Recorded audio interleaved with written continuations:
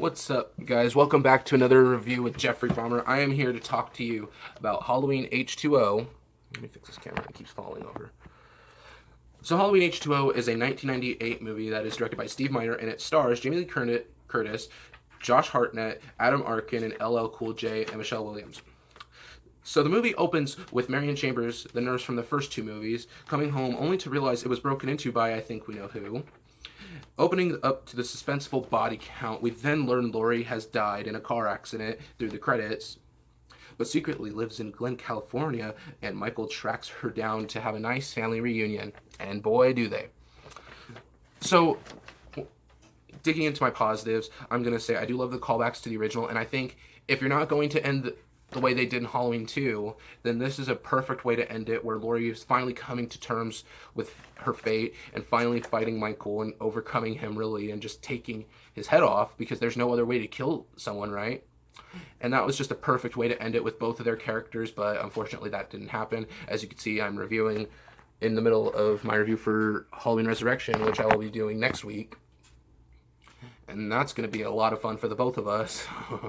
But anyways, I thought that scene was really great, along with some other scenes where I do like the fact where it shows Laurie just struggling to cope with everyday life because of what happened to her, traumatized her pretty much her whole life.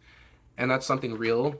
But another thing that I would have loved to have seen is the realization that, I'm sure a lot of you can agree with, we would have loved to have seen Laurie's reaction to her finding out that Michael Myers is her brother. But I'm glad that this new movie is coming out with, you know, the whole non-brother sister thing, because that's going to work out to our advantage very nicely. And not only that, I just thought that was kind of off that it turned out to be his sister. So it's nice to have a fresh start with that.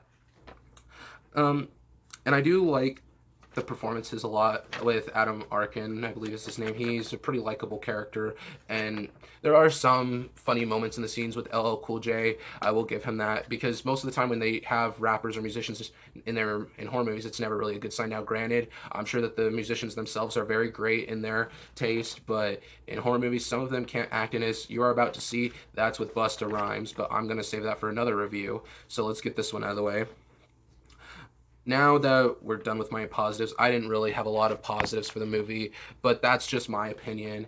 I still enjoy it when I watch it, but every time I do watch it, it just doesn't really feel like a Halloween movie to me, you know?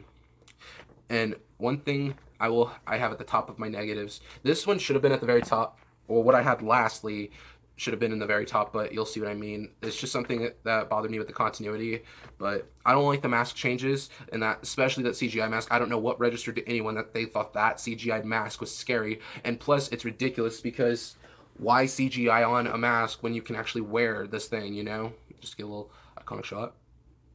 Just kidding. And I also thought the score was okay, but even then when I was a kid, I thought nothing beats the original score. I thought the original score really built up the tension and suspense of the atmosphere of the movie. And not only that, but it just sucks that some of the franchise has tried to resynthesize or change up the tone of the original theme, because when you listen to that original theme, you can just tell right away it's Halloween. But that's just my opinion. The music is fine. Maybe in your opinion you might like it, but that's just me. So, and another thing is, this is a sequel. Oh, god damn it with this camera. I'm sorry about that. This is a sequel to Halloween 2, yet this Myers isn't burnt like bacon and still has his eyes after Laurie shot him in the eyes. This camera. After Laurie shot him in the face with those iconic blood tears that we all know, and some of you love. I'm sure some of you have the copy of that mask as well.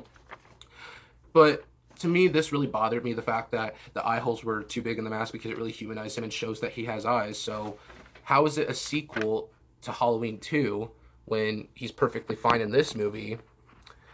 But that's just me, and I will give you my overall verdict. I do like this movie. The issues listed above, I can look past. I could still enjoy them. And honestly, I give this movie a 7.5 out of 10, just because that ending is so glorious. I love the fact, I think the moment when Laurie finally realizes her fate and gets the axe, and she just screams Michael, that was a that scene just sent chills down my spine. So it obviously was a great ending, I think, until Resurrection crapped all over that ending, which you will see me get into next week. I hope you guys enjoyed this review, and don't forget to like, comment, share, or subscribe. Later.